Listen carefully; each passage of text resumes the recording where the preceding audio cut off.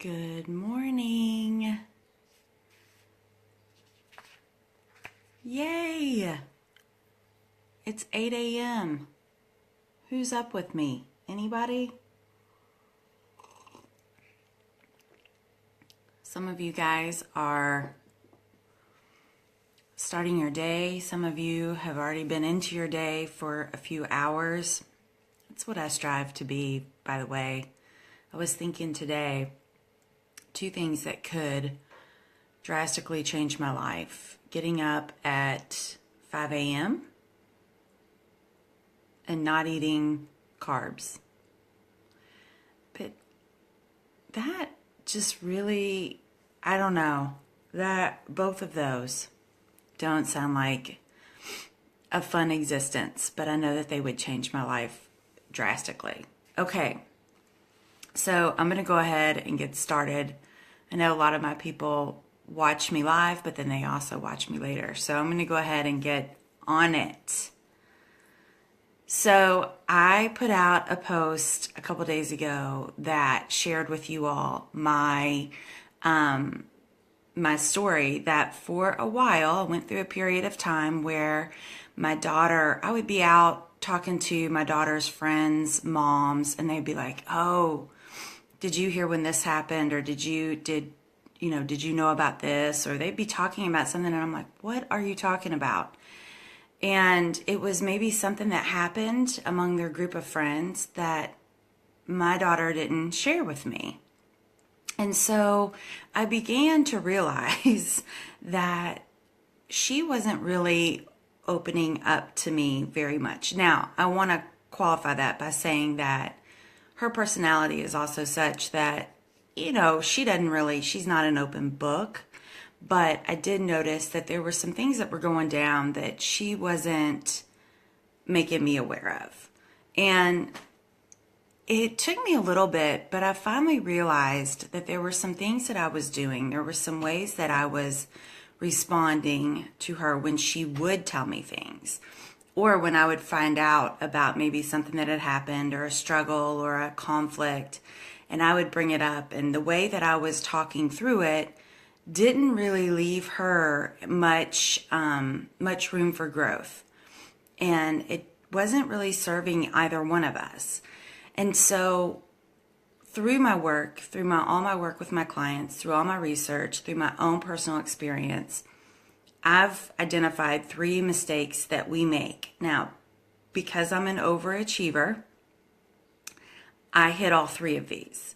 Some of you might you might find that out of the 3, you sort of have one go-to. But I hit them all. So, okay, right now what I want you to do is I want you to think about maybe a time, maybe it's right now, maybe there's something going on right now that your daughter's struggling with, or maybe it was just recently. But I want you to think about when she came to you, or when it came to your, when you became aware of it and you had a conversation with her. I want you to kind of think about that right now. I think that would be helpful as we walk through this.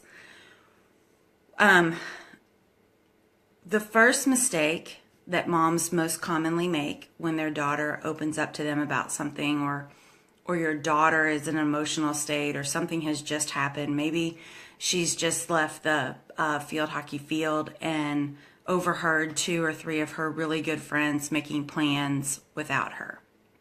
And she was in earshot or whatever it is. And she's telling you this, and she's in the car, and she's upset, she's tired, practice didn't go well, whatever it is. Do you find yourself, you, as her mom, getting emotional too? In other words, feeling anger or frustration or a real sadness for her in the situation. It's really interesting because the other day I was talking to a client of mine who was talking about her daughter struggling with bullying. Now, I'll talk about bullying later for another video, but she was talking about how when her daughter is bullied, it just angers her. And I said, tell me about what your body does when that happens. And she's like, well, sometimes I clench my fists, or I'll clench my jaw, or I'll just get all I'll notice myself kind of having like a sneer a little bit, or I'll kind of make a snide remark about the other girl, maybe kind of giving a nod to how that girl is being raised type thing. And it's very interesting to me how we will, and this is just kind of a sidebar, will perpetuate that bullying cycle with our response. It's just something to think about. Notice the next time you begin to get emotional and you respond in a very emotional way. Really what that's doing, I know that's intellectually, you can probably see where I'm going with this, but you're adding to your daughter's stress, because now not only is she worried about what's going on with her friends and why she's being left out or why she's being treated that way, but she's now concerned about your emotional state too.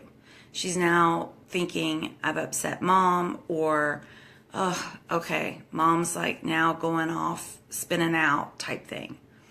And so really what that does is that just adds fuel to the fire, right? We've taken a situation that is tense, it's uncomfortable, and we're just kind of adding to it. We're just kind of amping it up, okay? So that's one mistake. Became pretty professional at that. The second mistake that we make is we can go the opposite way. So when our daughter gets in the car, same scenario, we might respond with, oh, it's okay. This will pass. I'm sure they didn't mean it. You know, your response you're trying to diffuse the situation. You're trying to kind of take her high emotional state and you come in real low down here, right? In an attempt to bring her down, right? To kind of get her not as upset, to see it. You're trying to get her to see it in a different way. But really what's happening there is now she's like, well, wait, should I not be upset? Like, it's her response is appropriate. I mean, when we're sad or when we're feeling left out, it makes us sad. It makes us upset, right? That's an appropriate reaction. But you're kind of telling her that it's not, and that she should just let it go. And so that is like, in a way, that's a way of resisting the emotions, which when we resist something, when we kind of push it down, it actually makes it stronger. It doesn't make it go away. It just kind of low key gives it a stronger hold on us. Okay. And the third mistake that we make, which again, this is another one of my go-tos, is jumping in with a solution, going into fix-it mode. As her mom, it is very hard to watch her in pain or struggling. And you have all this life experience, right? You're coming at it from your 30-something, 40-something, 50-something-year-old brain. And you are thinking, oh, I know what's going on here. I understand this. You're trying to see it from a perspective that is like more global.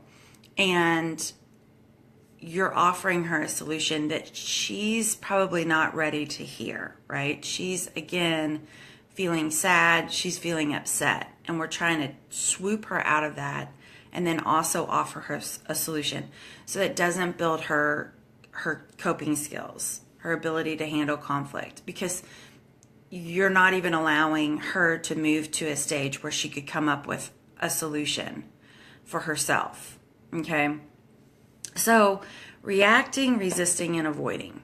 Those are basically what we're doing in those three scenarios. Again, you may not be doing all of those. You may just be doing one, or, and there's nothing wrong with it. There's really nothing wrong with it. It's not as though doing this is causing like unreparable damage to your daughter. And it's not, it's understandable because this is a lot of how we were raised, right? This is kind of our social, this is the culture. It's, don't worry about it, let it go. Or it's, well, that's understandable that she would act like that. I mean, look at her, or her mama does the same thing, right? That's our go-to. But what happens is just like I've said, what we're doing is we're raising a group of young women who won't have the coping skills that they need for multiple life challenges that are going to be coming their way, right? I mean, they're every day. They'll deal with it in college when they get a roommate that they're living in close proximity to. We don't want them to react in anger. We don't want them to resist, and we don't want them to avoid. That's when we start to buffer with other things like alcohol, food, working out to a point of insanity, shopping online, sex, whatever it is that we buffer with. So right now in the middle school and high school years, this is a really good time to kind of retrain how our mom brains, and help them see a process that they can go through that's very healthy, that is very simple. It just takes a few times practicing it. It will become your go-to. I can tell you that this 3-step process that I have has literally changed my life, and it has changed the way that my daughter and I, and my son and I, and really a lot of relationships in my life have been changed for the better because of this process that I take myself through. And I just think that we would all benefit from using this. So I right now I'm having a Christmas in July sale. I know you all have probably seen the posts. Right now, if you get on my schedule, you can schedule it for any time after July 31st, but if you do it by July 31st, the session will be half of my normal hourly rate. Now, I know I don't talk a lot about how to work with me and how much things are, because really what I like to do is encourage you and I to talk and see if it's a good working relationship, see if it's something that you're going to really benefit from, and then we walk into what the options are. And usually what happens is I do a 6 or 8 week package of sessions with moms and daughters, or just the mom or the daughter. There's a lot of different, it just depends. It's very customized to what you need. What I'm doing now, but 1 hour of my time is worth so much, and a session is X amount. So right now I'm offering that 1 hour intensive, is what I'm calling it, at half my rate. And here's the beauty of what we're going to do in that 1 hour together. We're going to walk through this, but you're going to be able to tell me like certain situations that are more customized and personalized to you. So if there's a particular situation that seems to come up over and over again with you, we can walk through that.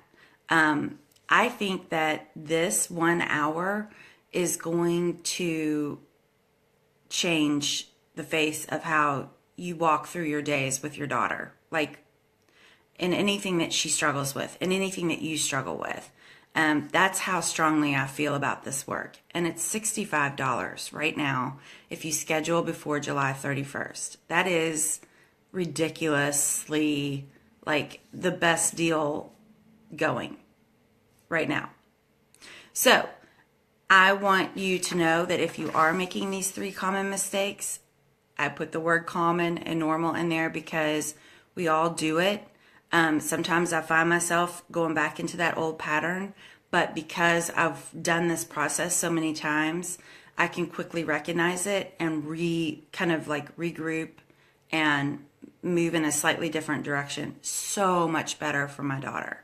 I wrote down here, it opens communication, right? She's more willing to talk to me about things because she knows what she's going to get. And she knows what she's going to get is helpful and supportive, but also it's going to allow her the time she needs and the space she needs to talk through it. And really get in touch with her own inner wisdom, which is what we want, right? It's really what any of us wants. We don't ever want someone else to come in and tell us what to do. We really don't. We want to come up with a solution ourselves that's so much more empowering. It's calming. It's not always easy, and sometimes our next step scares us a little bit. But when we've talked through it, and when we have someone in our corner that is not trying to fight our fight for us, we're much more encouraged to walk through that fire ourselves. And what comes out on the other side is priceless. It's priceless. So she'll increase her emotional intelligence and her coping skills, and she'll be able to respond to the numerous things that come up in her life in this way. And once she starts practicing it now, it will be her go-to. And it will be so good for her in college and in her career and when she's choosing a partner. I can't say enough about it. So I really encourage you to get on my calendar. I'm going to put the link somewhere in here, above, down, whatever. You'll be able to find it easily. Make sure you get on before July 31st at midnight and schedule an hour with me. It's going to change everything. I promise. I'm not dramatizing. I'm being very specific and serious with y'all. Okay, thanks for hanging with me this morning. I know it's early. Here's the thing about this. So I've been walking at night. Because it's so blessed hot and humid here in the Ville, that I've been waiting until like 9 o'clock at night, which is awesome, you guys. It's such a great time to go on a walk. It's dark. It's usually nobody's out. It's just a very great thing that I've been doing for myself and my mental clarity. However, when I get back, I'm a sweaty hot mess. And of course, I want to shower. So I do. And then by the time I get out of the shower, I am exhausted and I just don't want to dry my hair. So I've been in this bad habit of going to bed with my hair damp. And when I get up in the morning, you all, I mean, it's insane. Come on. But it doesn't matter. Don't look at this. Don't look at this. Just hear my words. Just hear my words. Okay? They're all put out there to help you and to love you through this time, which is, it's a roller coaster. And we're all on it together, but I'm doing the research. I'm a little bit out ahead of you guys, and I've done some experiments, and I'm really dialed into this. So I can help, but you've got to do your part. Reach out, let me know what's going on, schedule an appointment. I got you. I got you. Don't worry. Okay, guys, I'll talk to you soon. Toodles.